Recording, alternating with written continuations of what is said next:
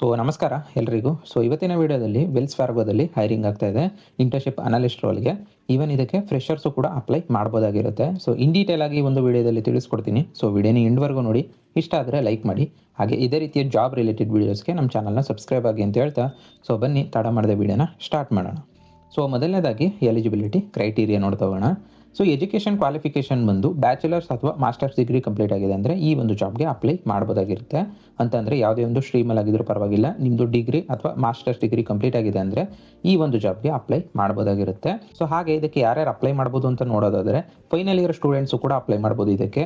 ಹಾಗೆ recent graduates ಅಂದರೆ 2025 ಕೂಡ ಗ್ರಾಜ್ಯುಯೇಟ್ ಕಂಪ್ಲೀಟ್ ಮಾಡಿರೋರು ಕೂಡ ಅಪ್ಲೈ ಮಾಡ್ಬೋದು. ಜೊತೆಗೆ ಫೈನಲ್ ಇಯರಲ್ಲಿ ಇವಾಗ ಓದ್ತಾ ಇದ್ರು ಕೂಡ ಅಪ್ಲೈ ಮಾಡ್ಬೋದು. ಹಾಗೆ freshers with strong analytical interest ಅಂತ ಅಂದರೆ ಅನಾಲಿಟಿಕ್ಸ್ ಇಂಟ್ರೆಸ್ಟ್ ಇದ್ರೂ ಕೂಡ ನಿಮಗೆ ಫ್ರೆಷರ್ಸು ಯಾರಾದರೂ ಅಪ್ಲೈ ಮಾಡ್ಬೋದಾಗಿರುತ್ತೆ. ಜೊತೆಗೆ ಲೊಕೇಶನ್ ಬಂದು ನಿಮಗೆ ಬೆಂಗಳೂರು ಹಾಗೆ ಹೈದರಾಬಾದ್ಗೆ ವರ್ಕ್ ಮಾಡೋಕ್ಕೆ ರೆಡಿ ಇರಬೇಕಾಗಿರುತ್ತೆ ನೀವು. ಎರಡು ಲೊಕೇಶನಲ್ಲಿ ನೀವು ಎಲ್ಲೇ ಆದರೂ ಸರಿ ವರ್ಕ್ ಮಾಡೋಕ್ಕೆ ರೆಡಿ ಇದ್ದೀರಾ ಅಂದರೆ ಈ ಒಂದು ಜಾಬ್ಗೆ ಕೂಡ ಅಪ್ಲೈ ಮಾಡ್ಬೋದಾಗಿರುತ್ತೆ. ಹಾಗೆ ರಿಕ್ವೈರ್ಮೆಂಟ್ ಇಂಟ್ರೆಸ್ಟ್ ಬಂದು ಇವರು ನಂಬರ್ಸು ಡಾಟಾ ಅನಾಲಿಸಿಸ್ ಮೇಲೆ ಜೆನ್ಯೂನ್ ಇಂಟ್ರೆಸ್ಟ್ ಇರಬೇಕು ಅಂತ ಮೆನ್ಷನ್ ಮಾಡಿದ್ದಾರೆ. ಅಂತಂದರೆ ನಿಮಗೆ ಡಾಟಾ ಆಗಿರ್ಬೋದು, ಅನಾಲಿಸಿಸ್ ಆಗಿರ್ಬೋದು, ಇದ್ರ ಮೇಲೆ ನಿಮ್ಗೆ ಇಂಟ್ರೆಸ್ಟ್ ಇರಬೇಕಾಗಿರುತ್ತೆ ಈ ಒಂದು ವರ್ಕ್ ಮಾಡಬೇಕು ಅಂತಂದರೆ. ಜೊತೆಗೆ ಎಕ್ಸ್ಪೀರಿಯನ್ಸು ಕಂಪಲ್ಸರಿ ಇರೋದಿಲ್ಲ. ಲರ್ನಿಂಗ್ ಮೈಂಡ್ಸೆಟ್ ಮೇನ್ ಇಂಪಾರ್ಟೆಂಟು ಕೇಳ್ತಾ ಇರೋದು. ಇದಿಷ್ಟು ಎಲಿಜಿಬಿಲಿಟಿ ಕ್ರೈಟೀರಿಯಾ ಆಗಿರುತ್ತೆ. ಇದಿಷ್ಟಕ್ಕೆ ನೀವು ಎಲಿಜಿಬಿಲಿಟಿ ಇದ್ರೂ ಕೂಡ ಅಪ್ಲೈ ಮಾಡ್ಬೋದು. ಅಪ್ಲೈ ಮಾಡೋ ಸ್ಟೆಪ್ಸ್ನ ಮುಂದೆ ತಿಳಿಸ್ಕೊಡ್ತೀನಿ. ಇನ್ನು ನೆಕ್ಸ್ಟು ರಿಕ್ವೈರ್ಡ್ ಸ್ಕಿಲ್ಸ್ನ ನೋಡ್ತಾ ಹೋಗೋಣ. ಅಂತಂದರೆ ಈ ಒಂದು ಜಾಬ್ಗೆ ಅಥವಾ ಒಂದು ರೋಲ್ಗೆ ಏನೇ ಸ್ಕಿಲ್ ಬೇಕು ಅಂತ ತಿಳಿಸ್ಕೊಡ್ತೀನಿ. ಆದಷ್ಟು ಈ ಒಂದು ಸ್ಕಿಲ್ಗಳನ್ನ ನಿಮ್ಮ ರಿಸ್ಯೂಮ್ನಲ್ಲಿ ಕೂಡ ಹೈಲೈಟ್ ಮಾಡಿ. ಅದರಿಂದ ನೀವು ಶಾರ್ಟ್ ಲಿಸ್ಟ್ ಆಗೋ ಚಾನ್ಸಸ್ ಕೂಡ ಜಾಸ್ತಿ ಇರುತ್ತೆ ಅಂತಲೇ ಹೇಳ್ಬೋದು. ಮೊದಲನೇದಾಗಿ ಟೆಕ್ನಿಕಲ್ ಅಥವಾ ಅನಾಲಿಟಿಕಲ್ ಸ್ಕಿಲ್ಸ್ ನೋಡ್ತಾ ಹೋಗೋಣ. ಮೊದಲನೇದಾಗಿ strong basics in statistics and probability, good mathematical thinking, ಹಾಗೆ ಲಾಜಿಕಲ್ ಆ್ಯಂಡ್ ಅನಾಲಿಟಿಕಲ್ ರೀಸನಿಂಗ್, ಜೊತೆಗೆ ಡಾಟಾ ಇಂಟರ್ಪ್ರಿಟೇಷನ್ ಸ್ಕಿಲ್ ಬೇಕಾಗಿರುತ್ತೆ. ಇದು ಬಂದು ಟೆಕ್ನಿಕಲ್ ಸ್ಕಿಲ್ಸಲ್ಲಿ ಬರುತ್ತೆ. ಇದ್ರ ಬಗ್ಗೆ ಎಲ್ಲ ನಿಮಗೆ ಬೇಸಿಕ್ ಗೊತ್ತಿದ್ರು ಕೂಡ ಅಪ್ಲೈ ಮಾಡ್ಬೋದು ನೀವು. ಇಲ್ಲಾಂದರೆ ಯೂಟ್ಯೂಬಲ್ಲಿ ವೀಡಿಯೋ ಸಿಗುತ್ತೆ, ಅಲ್ಲಿಂದ ಬೇಕಾದರೂ ಪ್ರಾಕ್ಟೀಸ್ ಮಾಡ್ಕೊಳ್ಳಿ. ಅದರ ಜೊತೆಗೆ ಟೂಲ್ಸ್ ನಾಲೆಡ್ಜ್ ಬಂದು ನಿಮಗೆ ಇದು ಅಡ್ವಾಂಟೇಜ್ ಇರುತ್ತೆ ಗೊತ್ತಿದ್ರೆ, ಇಲ್ಲ ಅಂತಂದ್ರೂ ಕೂಡ ಅಪ್ಲೈ ಮಾಡ್ಬೋದು ನೀವು. ಮೊದಲನೇದು ಬಂದು ಪೈಥಾನು, ಆರು, SQL, SAS, ಹಾಗೆ ಎಕ್ಸೆಲ್ ಕೂಡ ಬೇಸಿಕ್ ಟು ಇಂಟರ್ಮೀಡಿಯೇಟು ನಿಮಗೆ ಬೇಸಿಕ್ಕಿಂದ ಹಿಡಿದು ಇಂಟರ್ಮೀಡಿಯೇಟ್ವರೆಗೂ ಕೂಡ ಗೊತ್ತಿದ್ರು ಕೂಡ ಅಪ್ಲೈ ಮಾಡ್ಬೋದಾಗಿರುತ್ತೆ. ಇದು ಟೂಲ್ಸ್ ನಾಲೆಡ್ಜು. ಹಾಗೆ ಫೈನಾನ್ಸ್ ಹಾಗೆ ಅನಾಲಿಟಿಕ್ಸ್ ಅಂಡರ್ಸ್ಟ್ಯಾಂಡಿಂಗ್ ಬಂದು ನಿಮಗೆ ಬೇಸಿಕ್ ಫೈನಾನ್ಷಿಯಲ್ ಕಾನ್ಸೆಪ್ಟ್ ಬಗ್ಗೆ ಗೊತ್ತಿರಬೇಕಾಗಿರುತ್ತೆ. ಜೊತೆಗೆ ರಿಸ್ಕ್ ಅನಾಲಿಟಿಕ್ಸ್ ಅವೇರ್ನೆಸ್ ಬಗ್ಗೆ ಗೊತ್ತಿರಬೇಕಾಗಿರುತ್ತೆ. ಹಾಗೆ ಡಾಟಾ ಮಾಡಲಿಂಗ್ ಐಡಿಯಾ ಕೂಡ ಇರಬೇಕಾಗಿರುತ್ತೆ ಅಂತ ಮೆನ್ಷನ್ ಮಾಡಿದ್ದಾರೆ. ಹಾಗೆ ಸಾಫ್ಟ್ ಸ್ಕಿಲ್ ಬಂದು ಕ್ಲಿಯರ್ ಕಮ್ಯುನಿಕೇಷನ್ ಸ್ಕಿಲ್ ಬೇಕಾಗಿರುತ್ತೆ, attention to detail, problem solving mind set, ಜೊತೆಗೆ ಟೀಮ್ ಕೊಲಾಬ್ರೇಷನ್ ಕೇಳ್ತಾ ಇದ್ದಾರೆ. ಇದಿಷ್ಟು ರಿಕ್ವೈರ್ಡ್ ಸ್ಕಿಲ್ಸ್ ಆಗಿರುತ್ತೆ. ಆದಷ್ಟು ಈ ಒಂದು ಸ್ಕಿಲ್ಗಳನ್ನ ನಿಮ್ಮ ರಿಸ್ಯೂಮ್ನಲ್ಲೂ ಕೂಡ ಹೈಲೈಟ್ ಮಾಡಿ. ಇದಕ್ಕೆ ಯಾವುದೇ ರೀತಿಯ ಪರ್ಫೆಕ್ಟ್ ಕೋಡರ್ ಆಗಿರಬೇಕು ಅಂತ ಏನಿಲ್ಲ, ಸ್ಟ್ರಾಂಗ್ ಫಂಡಮೆಂಟಲ್ ಇರಬೇಕಾಗಿರುತ್ತೆ. ಇದಿಷ್ಟು ಕೇಳ್ತಾ ಇರೋದು. ಇನ್ನು ನೆಕ್ಸ್ಟ್ ವರ್ಕ್ನ ಡಿಸ್ಕ್ರಿಪ್ಷನ್ ನೋಡ್ತಾ ಹೋಗೋಣ. ಅಂತಂದರೆ ಇಂಟರ್ನ್ಶಿಪ್ ಅನಾಲಿಸ್ಟ್ ರೋಲ್ನಲ್ಲಿ ನಿಮ್ಮ ವರ್ಕ್ ಅಥವಾ ನಿಮ್ಮ ಡೈಲಿ ರೆಸ್ಪಾನ್ಸಿಬಿಲಿಟಿ ಏನೇನಿರುತ್ತೆ ಅಂತ ನೋಡೋದಾದರೆ, ಮೊದಲನೇದಾಗಿ ಕ್ವಾಂಟಿಟೇಟಿವ್ ಮಾಡೆಲ್ಸ್ ಡೆವಲಪ್ಮೆಂಟ್ ಸಪೋರ್ಟ್ ಮಾಡ್ತೀರಾ. ಹಾಗೆ ಲಾರ್ಜ್ ಡಾಟಾ ಸೆಟ್ಸ್ನ ಅನಲೈಸ್ ಮಾಡೋದು, ಜೊತೆಗೆ ಪ್ಯಾಟ್ರನ್ಸು, ಟ್ರೆಂಡ್ಸು, ರಿಸ್ಕ್ ಐಡೆಂಟಿಫೈ ಮಾಡೋದು, ಹಾಗೆ ಸ್ಟ್ಯಾಟಿಸ್ಟಿಕಲ್ಲು ಹಾಗೆ ಮ್ಯಾಥಮೆಟಿಕಲ್ ಟೆಕ್ನಿಕ್ಸ್ನ ಅಪ್ಲೈ ಮಾಡೋದು, ಜೊತೆಗೆ ಮಾಡೆಲ್ ಟೆಸ್ಟಿಂಗು ಹಾಗೆ ವ್ಯಾಲಿಡೇಷನ್ ಸಪೋರ್ಟ್ ಮಾಡೋದು, ಜೊತೆಗೆ ರಿಪೋರ್ಟ್ಸು ಹಾಗೆ ಡಾಕ್ಯುಮೆಂಟೇಷನ್ನ ಪ್ರಿಪೇರ್ ಮಾಡೋದು, ಹಾಗೆ ಸೀನಿಯರ್ ಅನಾಲಿಸ್ಟ್ ಜೊತೆ ಕ್ಲೋಸ್ ಆಗಿ ವರ್ಕ್ ಮಾಡೋದು, ಜೊತೆಗೆ ಬಿಸ್ನೆಸ್ ಡಿಸಿಷನ್ಗೆ ಡಾಟಾ ಇನ್ಸೈಟ್ಸ್ನ ಪ್ರೊವೈಡ್ ಮಾಡೋದು ಇಲ್ಲಿ ನಿಮ್ಮ ರೆಸ್ಪಾನ್ಸಿಬಿಲಿಟಿ ಆಗಿರುತ್ತೆ ಅಂತಲೇ ಹೇಳ್ಬೋದು. ಇದ್ರ ಬಗ್ಗೆ ಎಲ್ಲ ನಿಮ್ಗೆ ಯಾವುದೇ ರೀತಿಯ ನಾಲೆಜ್ ಇಲ್ಲ ಅಂದರೂ ಕೂಡ ಬರೀಬೇಡ. ನಿಮಗೆ ಫ್ರೆಷರ್ಸ್ ಇದ್ದೀರಾ ಅಂದರೆ ಟ್ರೈನಿಂಗ್ನ ಪ್ರೊವೈಡ್ ಮಾಡ್ತಾರೆ. ಅದಾದ ನಂತರ ನಿಮಗೆ ಈ ಒಂದು ರೆಸ್ಪಾನ್ಸಿಬಿಲಿಟಿ ಸಿಗ್ತಕ್ಕಂಥದ್ದು ಅಂತಲೇ ಹೇಳ್ಬೋದು. ಈ ವರ್ಕು ರಿಯಲ್ ಬ್ಯಾಂಕಿಂಗ್ ಹಾಗೆ ಫೈನಾನ್ಸ್ ಪ್ರಾಬ್ಲಮ್ಸ್ ಮೇಲೆ ಬೇಸ್ಡ್ ಆಗಿರುತ್ತೆ. ಯಾರಿಗೆ ಫೈನಾನ್ಸ್ ಬಗ್ಗೆ ಇಂಟ್ರೆಸ್ಟ್ ಇದೆ ಅವರು ಅಪ್ಲೈ ಮಾಡ್ಬೋದಾಗಿರುತ್ತೆ. ಇನ್ನು ನೆಕ್ಸ್ಟು ಈ ಒಂದು ಜಾಬ್ಗೆ ಹೇಗೆ ಅಪ್ಲೈ ಮಾಡೋದು ಅಂತ ನೋಡ್ತಾ ಹೋಗೋಣ. ಈ ಒಂದು ಜಾಬ್ಗೆ ಅಪ್ಲೈ ಮಾಡೋ ಪ್ರೊಸೆಸ್ಸು ತುಂಬಾ ಸಿಂಪಲ್ ಆಗಿದೆ. ನಾನು ನಿಮಗೆ ಡಿಸ್ಕ್ರಿಪ್ಷನಲ್ಲಿ ನೀವು ಟೆಲಿಗ್ರಾಮ್ ಚಾನಲು ಹಾಗೆ ವಾಟ್ಸಪ್ ಚಾನಲ್ದು ಲಿಂಕ್ನ ಕೊಟ್ಟಿರ್ತೀನಿ. ಎರಡರಲ್ಲಿ ಯಾವುದಕ್ಕೆ ಆದರೂ ಸರಿ ನೀವು ಜಾಯ್ನ್ ಆದರೆ ನಿಮಗೆ ಈ ಒಂದು ಜಾಬ್ಗೆ ಅಪ್ಲೈ ಮಾಡೋ ಲಿಂಕ್ ಸಿಗುತ್ತೆ ಅಂತಲೇ ಹೇಳ್ಬೋದು. ಈವನ್ ನಾನು ನಿಮಗೆ ಸ್ಕ್ರೀನ್ ಮೇಲೆ ಕೂಡ ತೋರಿಸ್ತಾ ಇದ್ದೀನಿ. ಈ ಒಂದು ಲಿಂಕ್ನ ಕ್ಲಿಕ್ ಮಾಡಿಕೊಂಡ್ರೆ ಡೈರೆಕ್ಟ್ ಅಪ್ಲೈ ಮಾಡೋ ಪೇಜ್ಗೆ ಹೋಗ್ತೀರಾ. ಅಲ್ಲಿಂದ ಅಪ್ಲೈ ಮಾಡ್ಬೋದು. ಅಪ್ಲೈ ಮಾಡೋ ಸ್ಟೆಪ್ಸ್ನಲ್ಲಿ ಯಾವುದೇ ರೀತಿ ಡೌಟ್ ಬಂದರೂ ಕೂಡ ಕಮೆಂಟ್ ಮಾಡಿ. ಅದನ್ನ ಬಿಟ್ಟರೆ ನೀವು ಅಫಿಷಿಯಲ್ ಪೇಜ್ಗೂ ಕೂಡ ಹೋಗಿ ಅಪ್ಲೈ ಮಾಡ್ಬೋದು. ಅಫಿಷಿಯಲ್ ಪೇಜ್ನು ಕೂಡ ಡಿಸ್ಕ್ರಿಪ್ಷನಲ್ಲಿ ಕೊಟ್ಟಿರ್ತೀನಿ. ಆ ಒಂದು ಅಫಿಷಿಯಲ್ ಪೇಜ್ಗೆ ಹೋಗಿ ನೀವು ಅಲ್ಲಿ ಸರ್ಚ್ ಮಾಡ್ಕೋಬೇಕಾಗಿರುತ್ತೆ. ನೀವು ಅಲ್ಲಿ ಸರ್ಚ್ ಮಾಡಿಕೊಂಡು ಅದಾದ ನಂತರ ಜಾಬ್ನ ಡಿಸ್ಕ್ರಿಪ್ಷನು, ಎಲಿಜಿಬಿಲಿಟಿನ ಕೇರ್ಫುಲ್ಲಾಗಿ ಓದ್ಕೊಂಡು ಒಂದ್ಸತಿ ಅದಾದ ನಂತರ ಅಪ್ಲೈ ನೋ ಅಂತ ಇರುತ್ತೆ ಅಲ್ಲೇ. ಅದನ್ನು ಕ್ಲಿಕ್ ಮಾಡಿಕೊಂಡು ನೀವೇನಾದರೂ ಫಸ್ಟ್ ಟೈಮ್ ಅಪ್ಲೈ ಮಾಡ್ತಿದ್ದೀರಾ ಅಂದರೆ ಪ್ರೊಫೈಲ್ನ ಕ್ರಿಯೇಟ್ ಮಾಡ್ಕೊಳ್ಳಿ. ಇಲ್ಲ ಅಂತಂದರೆ ಡೈರೆಕ್ಟು ಲಾಗಿನ್ ಆಗಿ ಅದಾದ ನಂತರ ನಿಮ್ಮ ಡೀಟೇಲ್ಸ್ನೆಲ್ಲ ಎಜುಕೇಷನ್ ಡೀಟೇಲ್ಸ್ ಆಗಿರ್ಬೋದು ಅಥವಾ ನಿಮ್ಮ ನೇಮು, ಡೇಟ್ ಆಫ್ ಬರ್ತು, ಇದನ್ನೆಲ್ಲ ಫಿಲ್ ಮಾಡಿ ಅದಾದ ನಂತರ ಅಪ್ಡೇಟೆಡ್ ರೆಸ್ಯೂಮ್ನು ಕೂಡ ಅಪ್ಲೋಡ್ ಮಾಡಬೇಕಾಗಿರುತ್ತೆ. ಅಂದರೆ ಈ ಒಂದು ಜಾಬ್ನ ಡಿಸ್ಕ್ರಿಪ್ಷನ್ ಏನಿದೆಯೋ ಅದಕ್ಕೆ ತಕ್ಕ ಹಾಗೆ ಒಂದು ರೆಸ್ಯೂಮ್ನ ನೀವು ರೆಡಿ ಮಾಡಿ ಇಟ್ಕೊಂಡು ಆ ಒಂದು ರೆಸ್ಯೂಮ್ನ ಅಪ್ಲೋಡ್ ಮಾಡ್ಬೋದಾಗಿರುತ್ತೆ. ಅದಾದ ನಂತರ ನೀವು ಸಬ್ಮಿಟ್ ಮಾಡಿದ್ದೀರಾ ಅಂತಂದರೆ ನೀವೇನಾದರೂ ಶಾರ್ಟ್ ಲಿಸ್ಟ್ ಆದರೆ ನಿಮಗೆ ಅವ್ರ ಕಡೆಯಿಂದ ರಿಪ್ಲೈ ಬರುತ್ತೆ ಅಂತಲೇ ಹೇಳ್ಬೋದು ಮೇಲ್ ಥ್ರೂ. ಈ ಒಂದು ಸ್ಟೆಪ್ಸ್ನಲ್ಲಿ ಅಪ್ಲೈ ಮಾಡ್ಬೋದಾಗಿರುತ್ತೆ. ಸೊ ಬೆಟರ್ ನೀವು ನಾನು ನಿಮಗೆ ಡಿಸ್ಕ್ರಿಪ್ಷನಲ್ಲಿ ನನ್ನ ಟೆಲಿಗ್ರಾಮ್ ಚಾನಲ್ ಹಾಗೆ ವಾಟ್ಸಪ್ ಚಾನಲ್ ಲಿಂಕ್ನ ಕೊಟ್ಟಿದ್ದೀನಿ. ಸೊ ಅಲ್ಲಿಗೆ ಜಾಯ್ನ್ ಆದರೆ ನಿಮಗೆ ಡೈರೆಕ್ಟ್ ಅಪ್ಲೈ ಮಾಡೋ ಪೇಜ್ಗೆ ಹೋಗುತ್ತೆ ಲಿಂಕು, ಅದನ್ನು ಕೊಟ್ಟಿದ್ದೀನಿ. ಸೊ ಆ ಒಂದು ಲಿಂಕ್ನ ಕ್ಲಿಕ್ ಮಾಡಿಕೊಂಡು ಅಪ್ಲೈ ಮಾಡ್ಬೋದು. ಸೊ ಇದಿಷ್ಟು ಓವರ್ ಆಲ್ ಆಗಿ ಅಪ್ಲೈ ಮಾಡೋ ಪ್ರೊಸೆಸ್ಸು. ಇನ್ನು ನೆಕ್ಸ್ಟು ಸ್ಯಾಲ್ರಿ ಹಾಗೆ ಬೆನಿಫಿಟ್ಸ್ನ ಡೀಟೇಲ್ಸ್ನ ನೋಡ್ತಾ ಹೋಗೋಣ.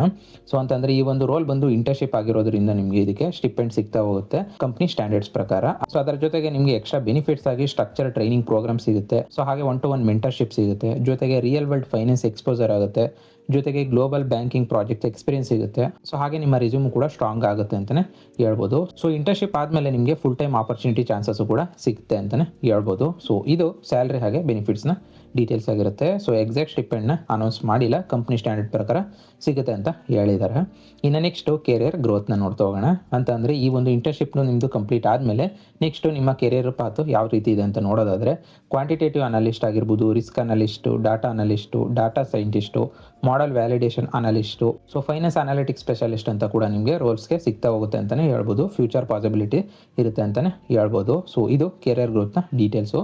ಸೊ ಇದು ಲಾಂಗ್ ಟರ್ಮ್ ಅನಾಲಿಟಿಕ್ಸ್ ಕೆರಿಯರ್ಗೆ ಫೌಂಡೇಶನ್ ಅಂತಲೇ ಹೇಳ್ಬೋದು ಈ ಒಂದು ಜಾಬ್. ಇವಾಗ ನೀವೇನು ಅಪ್ಲೈ ಮಾಡ್ತೀರಾ ಇದು. ಸೊ ಇದಿಷ್ಟು ಕೆರಿಯರ್ ಗ್ರೋತ್ನ ಡೀಟೇಲ್ಸು. ಇನ್ನು ನೆಕ್ಸ್ಟು ವರ್ಕ್ನ ಶಿಫ್ಟ್ ಹಾಗೆ ಎನ್ವೈರನ್ಮೆಂಟ್ನ ಡೀಟೇಲ್ಸ್ನ ನೋಡ್ತಾ ಹೋಗೋಣ. ಸೊ ವರ್ಕ್ನ ಶಿಫ್ಟ್ ಬಂದು ಇದು ಕಂಪ್ಲೀಟ್ ಆಗಿ ರೆಗ್ಯುಲರ್ ಆಗಿ ಡೇ ಶಿಫ್ಟ್ ಮಾತ್ರ ಇರುತ್ತೆ. ಬಿಕಾಸ್ ಇದು ಇಂಟರ್ನ್ಶಿಪ್ ಬೇಸ್ಡ್ ಆಗಿರೋದ್ರಿಂದ ನಿಮಗೆ ಡೇ ಶಿಫ್ಟ್ ಮಾತ್ರ ಸಿಗುತ್ತೆ ಅಂತಲೇ ಹೇಳ್ಬೋದು. ಅದು ಕೂಡ ಪ್ರಾಜೆಕ್ಟ್ ಬೇಸ್ಡ್ ಟೈಮಿಂಗ್ಸ್ ಆಗಿರುತ್ತೆ. ಸೊ ನಿಮ್ಗೆ ಯಾವುದೇ ರೀತಿಯಲ್ಲೂ ಕೂಡ ವರಿ ಬೇಡ. ಜೊತೆಗೆ ವರ್ಕ್ನ ಎನ್ವೈರನ್ಮೆಂಟ್ ಬಂದು ಪ್ರೊಫೆಷನಲ್ ಕಾರ್ಪೊರೇಟ್ ಸೆಟಪ್ ಇರುತ್ತೆ, ಕೊಲಾಬ್ರೇಟಿವ್ ಟೀಮ್ ಕಲ್ಚರ್ ಇದೆ, ಜೊತೆಗೆ ಅನಾಲಿಟಿಕ್ಸ್ ಹಾಗೆ ಡಾಟಾ ಡ್ರಿವನ್ ಎನ್ವೈರನ್ಮೆಂಟ್ ಇರುತ್ತೆ, ಹಾಗೆ ಎಥಿಕ್ಸ್ ಹಾಗೆ ಕಂಪ್ಲೇಂಟ್ ಸ್ಟ್ಯಾಂಡರ್ಡ್ಸ್ ಇರುತ್ತೆ ಅಂತಲೇ ಹೇಳ್ಬೋದು. ಸೊ ವರ್ಕ್ ಬಂದು ಕೂಡ ನಿಮ್ಗೆ ಆಲ್ರೆಡಿ ಗೊತ್ತಿರೋ ಹಾಗೆ ಬೆಂಗಳೂರು ಹಾಗೆ ಹೈದರಾಬಾದ್ ಆಫೀಸ್ ವರ್ಕ್ ಆಗಿರುತ್ತೆ ಅಂತಲೇ ಹೇಳ್ಬೋದು.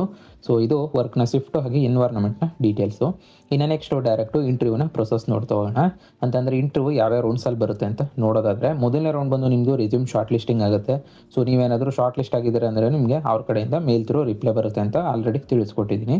ಅದಾದ ನಂತರ ಸೆಕೆಂಡ್ ರೌಂಡು ನಿಮಗೆ ಕ್ವಾಂಟಿಟೇಟಿವ್ ಅಥವಾ ಆಪ್ಟಿಟ್ಯೂಡ್ ಅಸೆಸ್ಮೆಂಟ್ ನಡೆಯುತ್ತೆ. ಇದಾದ ನಂತರ ಮೂರನೇ ರೌಂಡು ಟೆಕ್ನಿಕಲ್ ಇಂಟರ್ವ್ಯೂ ಬರುತ್ತೆ. ಸೊ ಇಲ್ಲಿ ಅನಾಲಿಟಿಕ್ಸ್ ಬಗ್ಗೆ ಆದಷ್ಟು ಫೋಕಸ್ ಮಾಡಿ. ಅದಾದ ನಂತರ ನಾಲ್ಕನೇ ರೌಂಡ್ ಬಂದು ನಿಮಗೆ HR ಅಥವಾ ಬಿಹೇವಿಯರಲ್ ರೌಂಡ್ ನಡೆಯುತ್ತೆ. ಇದಾದ ನಂತರ ಫೈನಲ್ ಸೆಲೆಕ್ಷನ್ ಆಗುತ್ತೆ ಅಂತಲೇ ಹೇಳ್ಬೋದು. ಸೊ ಇಂಟರ್ವ್ಯೂ ಅಲ್ಲಿ ನೀವು ಆದಷ್ಟು ಫೋಕಸ್ ಮಾಡಬೇಕಾಗಿರೋದು ಬಂದು ಕಾನ್ಸೆಪ್ಟ್ ಕ್ಲಾರಿಟಿ, ಲಾಜಿಕಲ್ ಥಿಂಕಿಂಗು, ಹಾಗೆ ಪ್ರಾಬ್ಲಮ್ ಸಾಲ್ವಿಂಗ್ ಅಪ್ರೋಚು, ಜೊತೆಗೆ ಮೇಯ್ನು ಕಮ್ಯುನಿಕೇಷನ್ ಸ್ಕಿಲ್ಲು ಕೂಡ ಇಂಪಾರ್ಟೆಂಟ್ ಅಂತ ಹೇಳ್ಬೋದು. ಸೊ ಇದರ ಬಗ್ಗೆ ಆದಷ್ಟು ನೀವು ಪ್ರಾಕ್ಟೀಸ್ ಮಾಡ್ಕೋಬೋದಾಗಿರುತ್ತೆ. ಸೊ ಜೊತೆಗೆ ಇಂಟರ್ವ್ಯೂಲ್ ಕೇಳೋ ನಿಮಗೆ ಸ್ಯಾಂಪಲ್ ಕ್ವಶನ್ಸ್ನ ಅಥವಾ ಕಾಮನ್ ಕ್ವಶನ್ಸ್ನ ನಾನು ನಿಮಗೆ ಸ್ಕ್ರೀನ್ ಮೇಲೂ ಕೂಡ ತೋರಿಸ್ತಾ ಇದ್ದೀನಿ. ಸೊ ಈ ಥರ ಕ್ವಶನ್ಸ್ಗೆ ನೀವು ಪ್ರಿಪೇರ್ ಆಗಿ ಹೋಗ್ಬೋದಾಗಿರುತ್ತೆ. ಈವನ್ ನಿಮಗೆ ಗೂಗಲಲ್ಲೂ ಕೂಡ ತುಂಬ ವೆಬ್ಸೈಟ್ಸ್ ಇದೆ. ಸೊ ಅಲ್ಲೂ ಕೂಡ ಸಿಗುತ್ತೆ. ಸೊ ಅಲ್ಲಿಂದ ಕೂಡ ಬೇಕಾದರೆ ನೀವು ಪ್ರಾಕ್ಟೀಸ್ ಮಾಡ್ಕೊಂಡು ಹೋಗ್ಬೋದಾಗಿರುತ್ತೆ. ಸೊ ಇನ್ನು ನೆಕ್ಸ್ಟು ಪ್ರಿಪ್ರೇಷನ್ ಟಿಪ್ಸ್ನ ನೋಡ್ತಾ ಹೋಗೋಣ. ಅಂತಂದರೆ ಈ ಒಂದು ಇಂಟರ್ವ್ಯೂನ ನೀವು ಕ್ರ್ಯಾಕ್ ಮಾಡೋಕ್ಕೆ ಏನು ಸ್ಟೆಪ್ಸ್ನ ಫಾಲೋ ಮಾಡಬೇಕು ಅಂತ ನೋಡೋದಾದರೆ, ಸೊ ಮೊದಲನೇದಾಗಿ ಸ್ಟ್ಯಾಟಿಸ್ಟಿಕ್ಸ್ ಆಗಿ ಪ್ರಾಬಬಿಲಿಟಿ ಬೇಸಿಕ್ಸ್ನ ರಿವೈಸ್ ಮಾಡ್ಕೊಳ್ಳಿ. ಬೇಸಿಕ್ ಆದರೂ ನೀವು ರಿವೈಸ್ ಮಾಡ್ಕೋಬೇಕಾಗಿರುತ್ತೆ. ಸೊ ಜೊತೆಗೆ ಪೈಥಾನ್ ಆಗಿ SQL ಕೂಡ ಬೇಸಿಕ್ಸ್ ಆದರೂ ತಿಳ್ಕೊಂಡಿರಿ. ಸೊ ಹಾಗೆ ಫೈನಾನ್ಸು, ರಿಸ್ಕ್ ಕಾನ್ಸೆಪ್ಟು ಇದ್ರ ಬಗ್ಗೆ ಕೂಡ ಬೇಸಿಕ್ನ ತಿಳ್ಕೊಂಡಿರಿ. ಜೊತೆಗೆ ಪ್ರಾಜೆಕ್ಟ್ ಎಕ್ಸ್ಪ್ಲನೇಷನ್ನ ಕ್ಲಿಯರ್ ಆಗಿ ಪ್ರಿಪೇರ್ ಮಾಡ್ಕೋಬೇಕಾಗಿರುತ್ತೆ. ಜೊತೆಗೆ ಆದಷ್ಟು ರೆಸ್ಯೂಮ್ನ ನಾನು ಆಲ್ರೆಡಿ ತಿಳಿಸ್ಕೊಟ್ಟಿರೋ ಹಾಗೆ ಈ ಒಂದು ಜಾಬ್ನ ಡಿಸ್ಕ್ರಿಪ್ಷನ್ ಏನಿದೆಯೋ ಅದಕ್ಕೆ ತಕ್ಕಾಗೆ ನೀವು ರೆಸ್ಯೂಮ್ನ ರೆಡಿ ಮಾಡಿ ಇಟ್ಕೊಂಡು. ಸೊ ಅದರ ಜೊತೆಗೆ ಮಾಕ್ ಇಂಟರ್ವ್ಯೂಸ್ನ ಕೂಡ ಪ್ರಾಕ್ಟೀಸ್ ಮಾಡ್ಕೊಳ್ಳಿ. ನಿಮಗೆ ಗೂಗಲಲ್ಲಿ ತುಂಬ ವೆಬ್ಸೈಟ್ ಸಿಗುತ್ತೆ. ಸೊ ಅಲ್ಲಿಂದ ಮಾಕ್ ಇಂಟರ್ವ್ಯೂಸ್ನ ನೀವು ಪ್ರಾಕ್ಟೀಸ್ ಮಾಡ್ಕೋಬೋದಾಗಿರುತ್ತೆ. ಸೊ ಮೇಯ್ನು ಕನ್ಸಿಸ್ಟೆನ್ಸಿ ಪ್ಲಸ್ ಕಾನ್ಫಿಡೆನ್ಸ್ ಇತ್ತು ಅಂದರೆ ಈಸಿ ಸೆಲೆಕ್ಷನ್ ಅಂತಲೇ ಹೇಳ್ಬೋದಾಗಿರುತ್ತೆ. ಸೊ ಇದಿಷ್ಟು ಪ್ರಿಪ್ರೇಷನ್ನ ಟಿಪ್ಸು. ಇನ್ನು ನೆಕ್ಸ್ಟು ಫೈನಲ್ ರೀಕ್ಯಾಪ್ನ ನೋಡ್ತಾ ಹೋಗೋಣ. ಅಂತಂದರೆ ಓವರಾಲ್ ಆಗಿ ಈ ಒಂದು ಜಾಬ್ನ ಕಂಪ್ಲೀಟ್ ಡೀಟೇಲ್ಸು ನಿಮಗೆ ಈ ಒಂದು ರೀಕ್ಯಾಪ್ ಮೂಲಕ ಸಿಗುತ್ತೆ ಅಂತಲೇ ಹೇಳ್ಬೋದಾಗಿರುತ್ತೆ. ಸೊ ಮೊದಲನೇದಾಗಿ ಕಂಪ್ನಿ ಬಂದು ವೆಲ್ಸ್ ಫಾರ್ಗೋ ಆಗಿರುತ್ತೆ. ರೋಲ್ ಬಂದು ನಿಮಗೆ ಇಂಟರ್ನ್ಶಿಪ್ ಅನಾಲಿಸ್ಟ್ ರೋಲ್ಗೆ ಹೈರಿಂಗ್ ಆಗ್ತಾ ಇರ್ತಕ್ಕಂಥದ್ದು. ಲೊಕೇಶನ್ ಬಂದು ಬೆಂಗಳೂರಿನ ಲೊಕೇಶನ್ ಆಗಿರುತ್ತೆ, ಹಾಗೆ ಹೈದರಾಬಾದ್ ಲೊಕೇಶನಲ್ಲಿ ಇರುತ್ತೆ ಅಂತಲೇ ಹೇಳ್ಬೋದು. ಎಲಿಜಿಬಿಲಿಟಿ ಬಂದು ನಿಮ್ಮದು ಬ್ಯಾಚುಲರ್ಸ್ ಡಿಗ್ರಿ ಅಥವಾ ಮಾಸ್ಟರ್ಸ್ ಡಿಗ್ರಿ ಕಂಪ್ಲೀಟ್ ಆಗಿದೆ ಅಂದರೆ ಈ ಒಂದು ರೋಲ್ಗೆ ಅಪ್ಲೈ ಮಾಡ್ಬೋದಾಗಿರುತ್ತೆ. ಈವನ್ ಇದಕ್ಕೆ ಸ್ಟೂಡೆಂಟ್ಸು ಹಾಗೆ ಫ್ರೆಶ್ ಗ್ರ್ಯಾಜುಯೇಟ್ಸು ಕೂಡ ಅಪ್ಲೈ ಮಾಡ್ಬೋದು. ಸೊ ಅಂದರೆ ಫೈನಲ್ ಇಯರ್ ಸ್ಟೂಡೆಂಟ್ಸ್ ಯಾರು ಇದ್ದರೆ ಅವರು ಕೂಡ ಅಪ್ಲೈ ಮಾಡ್ಬೋದಾಗಿರುತ್ತೆ. ಅಪ್ಲೈ ಮಾಡೋ ಸ್ಟೆಪ್ಸು ನಾನು ಇನ್ ಡೀಟೇಲ್ ಆಗಿ ವಿಡಿಯೋದಲ್ಲಿ ತಿಳಿಸ್ಕೊಟ್ಟಿದ್ದೀನಿ. ಸೊ ಜಸ್ಟ್ ನೀವು ಡಿಸ್ಕ್ರಿಪ್ಷನ್ ಕೊಟ್ಟಿರೋ ಟೆಲಿಗ್ರಾಮ್ ಚಾನಲ್ ಅಥವಾ ವಾಟ್ಸಪ್ ಚಾನಲ್ ಎರಡರಲ್ಲಿ ಯಾವುದಕ್ಕೆ ಆದರೂ ಸರಿ ಜಾಯ್ನ್ ಆದರೆ ನಿಮಗೆ ಈ ಒಂದು ಜಾಬ್ಗೆ ಅಪ್ಲೈ ಮಾಡೋ ಲಿಂಕ್ ಸಿಗುತ್ತೆ. ಸೊ ಅಲ್ಲಿಂದ ಅಪ್ಲೈ ಮಾಡ್ಬೋದಾಗಿರುತ್ತೆ. ಸೊ ಇದಿಷ್ಟು ಓವರಾಲ್ ಆಗಿ ಈ ಒಂದು ಜಾಬ್ನ ಕಂಪ್ಲೀಟ್ ಡೀಟೇಲ್ಸು. ಸೊ ವಿಡಿಯೋನ ಇಲ್ಲಿವರೆಗೂ ನೋಡಿದ್ದೀರಾ ಅಂದರೆ ಕಂಪ್ಲೀಟ್ ಇನ್ಫಾರ್ಮೇಷನ್ ಸಿಕ್ಕಿದೆ ಅಂತ ಅಂದ್ಕೊಂಡಿದ್ದೀನಿ. ಇದರ ಮೇಲೆ ನಿಮಗೆ ಯಾವುದೇ ರೀತಿಯ ಡೌಟ್ಸ್ ಇತ್ತು ಅಂತಂದರೆ ಕಮೆಂಟ್ ಮಾಡಿ, ನಾನು ರಿಪ್ಲೈ ಮಾಡ್ತೀನಿ. ಹಾಗೆ ಇದೇ ರೀತಿಯ ಜಾಬ್ ರಿಲೇಟೆಡ್ ವೀಡಿಯೋಸ್ಗೆ ನಮ್ಮ ಚಾನಲ್ನ ಸಬ್ಸ್ಕ್ರೈಬ್ ಆಗಿ ಅಂತ ಹೇಳ್ತಾ, ಸೊ ಮತ್ತೆ ಮುಂದಿನ ವಿಡಿಯೋ ಜೊತೆಗೆ ಸಿಗೋಣ. ಅಲ್ಲಿವರೆಗೂ ಜೈ ಕರ್ನಾಟಕ ಮಾತೆ, ಜೈ ಹಿಂದ್.